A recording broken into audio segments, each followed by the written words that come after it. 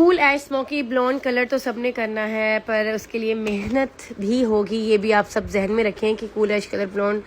Transformation करने के लिए आप लोगों को बहुत ज़्यादा मेहनत करनी पड़ती है। ठीक है, यहाँ पे जो हम चीज़ करने जा रहे हैं, हमने आपको प्रीवियस पार्ट्स में ईच एंड एवरीथिंग ब्रीफ कर दिया है। यहाँ पे जो चीज़ हम मेन चीज़ आपको ब्रीफ करने जाएंगे वो है जी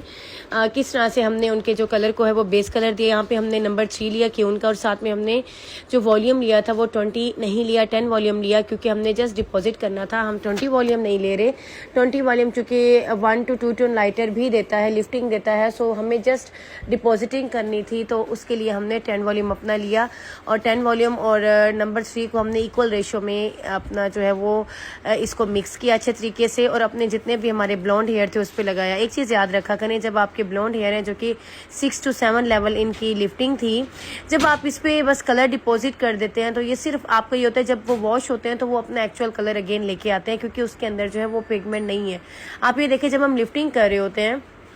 6-7 लेवल पे हमारा कौन सा पिगमेंट नहीं होता उसको निकालते हैं। लाइक आप 1 से लेकर 3-4 पे जब जाते हैं रेड टोन को निकालते हैं, फिर आप ऑरेंज को न्यूट्रलाइज करते हैं, एंड लाइक 8-9-10 पे जाते हुए आप लोगों का येलो ब्रासी टोन आ जाता है। अच्छा, आप एक चीज़ याद रखें कि जब भी आपने बालों को जो है वो उसके नेचुरल कलर को आप चेंज करते हैं ना, तो उस वक्त आप देखते हैं कि बालों में जो पिगमेंट है, जो उसके अंदर हिडन एक पिगमेंट है, वो हमेशा माइंड में होता है कि अंडर टोन क्या है, कि जो बाल के आपके नेचुरल कलर होते हैं उसका लेवल हमेशा आप याद रखें कि आपने बालों को किस यानी कि किस कलर तक आपने उसको डार्कर या लाइटर करना है। यहाँ पे हमने डार्कर चूंकि करना था तो हमने उसको देखना है by depth by tone, darkness and lightness and dark और लाइट शेड। इसलिए कोशिश करें कि हर कलर की डेप्थ और उसकी टोन लाजमी आप जांच लें। आप अगर डाउन टू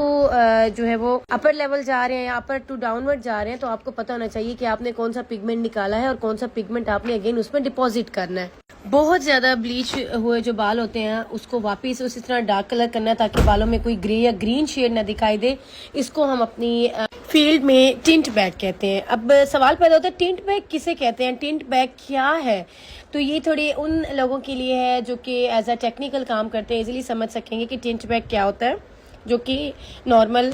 आपके ब्लीच शुदा बालों को डार्क कलर करना है। ठीक है, अच्छा एक चीज़ आप याद रखिए कि जब भी आपके पास कोई एक ऐसा क्लाइंट आता है जिसने बालों को डबल प्रोसेस ब्लीच करके बहुत ज़्यादा अपने लाइट ब्लॉन्ड शेड पर ले गए और फिर वो चाहते हैं कि वापस नेचुरल डार्क कलर या कोई भी डार्क शेड वो लाना चाहते हैं, तो हम उसे टिंट बैक के अमल से उसे वापस डार्क शेड को हम अचीव कर लेते हैं। अगर हम टिंट बैक का अमल नहीं करते और हम ऐसे ही क्या करते हैं, डायरेक्ट कोई भी डार्क शेड उठा के लगा दिया, उससे क्या होगा, कलर आपका लाइट होगा, डल होगा और ग्रीनिश सा आएगा और बहुत जल्दी फेड होकर दोबारा ब्लॉन्ड में भी चला जाएगा। और ये सवाल बहुत लोगों का होता है कि हम एक बार डार्क लगाते हैं लेकिन कुछ वॉशेस के बाद वो अगेन जो है उसका ब्लीच का कलर आ जाता है। क्योंकि देखिए ब्लीच के अमल के दौरान जब बाल बहुत पोरस हो जाता है, बाल एक खुश्क स्पंज की तरह होता है जिस पर हम जब कलर डिपॉजिट करते हैं तो बाल एकदम से वो उसका जो है मॉइस्चर को जज़ब कर लेता है और हमें लगता है कि कलर आ गया। लेकिन जब हम बालों को बार बार वॉश करते हैं तो ऑब्वियसली सिंथेटिक कलर होते हैं, ऑक्सीडेटिव कलर्स होते हैं, तो वो बालों में कलर इतनी जल्दी जो है वो आप जब वॉश करते हैं तो बालों में कलर इतना वो नहीं होता, वो निकल जाता है, जिसकी वजह से बाल दोबारा जल्दी अपनी लुक में आ जाता है और फेडेड हो जाता है। अगर आप टिंट बैक का अमल करते हैं, like blended base colour line कर देते हैं, तो उसमें ये होता है कि आप जो डिजायर शेड चाहते हैं वो आपको मिल जाता है। अच्छा, ऐसी चीज़ में क्या होता है कि ऐसी सूरत में हम क्या करते हैं, कंट्रीब्यूटिंग जो हमारे पिगमेंट होते हैं उनका हम स्पॉट लेते हैं ताकि वो पिगमेंट जो हमने बालों से निकाला था वो हम उसको अगेन उसमें शामिल करें और हम ब्लीच के साथ पहले बालों से जो निकाल चुके होते हैं उसको दोबारा से डिपॉजिट करें। क्योंकि देखिए 1 2 3 4 5 से लेकर 10 तक जितने भी लेवल्स हैं उसमें हम तमाम जो अंडरटोन्स होती हैं, जो हिडन हमारे जो कलर्स होते हैं जिसको स्पॉटिंग कंट्रीब्यूटिंग पिगमेंट हम बोलते हैं, वो हम निकाल देते हैं। उसके बाद हम अपनी ट्रांसफॉर्मेशन को अचीव करते हैं। तो इस अमल के दौरान हमें दोबारा से उन्हीं का सहारा लेना पड़ता है और ये अमल जो हमारी फाइनल कलर लगाने से पहले हम कर रहे होते हैं, ठीक है, जिसे हम कलर पैकिंग या बिल्डिंग ब्लॉक्स ऑफ कलर भी कहते हैं इस जुबान में, जो कि हम अपने एज अ हेयर कलरिस्ट का काम करते हैं या इस तरह की हम फील्ड में काम कर रहे होते हैं, तो इसकी एक जुबान होती है स्पेसिफिक, और इसको हम प्री पिगमेंटेशन भी कहते हैं। यूजुअली इसको लोग प्री पिगमेंटेशन का नाम देते हैं। अगर किसी क्लाइंट ने अपने लेवल 4 का ब्राउन मीडियम ब्राउन के बालों को उससे डबल प्रोसेस से ब्लीच किया और वो अब वापस अपने नेचुरल नंबर पर आना चाहते हैं, तो एक चीज़ ध्यान में रखें कि आप नंबर 4 को लेकर 10 वॉल्यूम के साथ डायरेक्ट बालों पर नहीं लगाएंगे, बल्कि आप ऐसा करेंगे तो ये उम्मीद ना रखें कि एक खूबसूरत ब्लेंडेड सब मीडियम ब्राउन शेड हासिल करेंगे, क्योंकि डबल ब्लीच के अमल के दौरान हमने उसके बालों से जो स्पॉटिंग कंट्रीब्यूटिंग पिगमेंट था वो निकाल चुके हैं,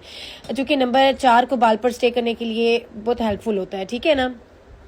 क्योंकि मैंने पहले आपको बताया ब्लीच के अमल के दौरान बाल पोरस हो चुका होता है, उसमें फ़ौरन बेस वो पकड़ लेता है और फिर वेरी मडी टाइप और ब्रासी लुक और ग्रीनिश टोन टाइप आ जाता है। मैं इसमें आपको कंसेप्ट देना चाहती हूँ कि ऐसे बालों को कलर करने से पहले हमें उसका मिसिंग कंट्रीब्यूटिंग पिगमेंट उसमें डालना होगा। लाइक आप देखें जो एक बाल होता है, जब हम लाइटर टू डार्कर जाते हैं तो जब एक बाल है आप देखें ना कि वो ब्लैक हेयर, उसमें 3 पार्ट्स ब्लू के हैं, 3 पार्ट्स रेड के हैं, 3 पार्ट्स येलो के हैं। मेक श्योर कि जब क्लाइंट बहुत लाइटर लेवल से नेचुरल कलर या डार्कर लेवल पर जाना चाहता है तो प्राइमरी कलर्स की रेशो को हमेशा मद्देनजर रखना है कि क्लाइंट किस लेवल पर जाना चाहता है, उस लेवल पर प्राइमरी कलर किस रेशो में मौजूद है। लाइक आप देखें ना, एक नॉर्मल हेयर है, उसमें 3 पार्ट्स ब्लू के, 3 पार्ट्स रेड के, 3 पार्ट्स येलो के। अगर कोई क्लाइंट 10 to 12 लेवल से ब्लैक पे आना चाहता है तो हमें प्राइमरी पिगमेंट्स बालों में मिसिंग जो है वो वापस देना होंगे। हम फिर कलर को अप्लाई करेंगे। ज्यादातर कलरिस्ट जब करते हैं टिंट पैक तो उसमें क्या करते हैं, वो रेड के साथ प्री पिगमेंटेशन कर देते हैं, जिससे रिजल्ट्स बहुत ज्यादा वार्म अनवांटेड लुकिंग ब्लैक में आता है। इसलिए आपने ध्यान करना है कि आपने उसकी फिलर फॉर्मुलेशन